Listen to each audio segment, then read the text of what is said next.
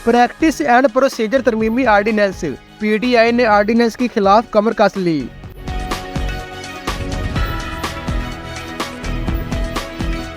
पाकिस्तान तहरीक इंसाफ ने practice and procedure तरमीमी ordinance Supreme Court में चैलेंज कर दिया।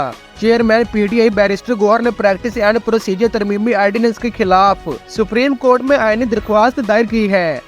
दरख्वास्त में इस्तदा की गई है कि प्रैक्टिस एंड प्रोसीजर सदारती आर्डीनेंस को गैर आईनी करार दिया जाए।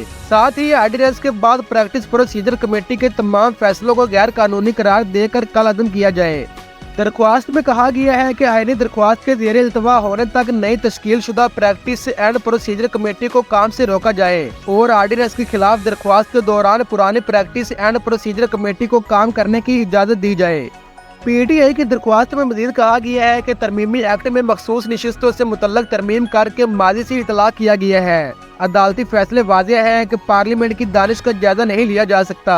अदालती फैसलों को मद्देनजर रखते हुए तरमीमी एक्ट पर अमल दरामद न करना भी सवालिया निशान होगा।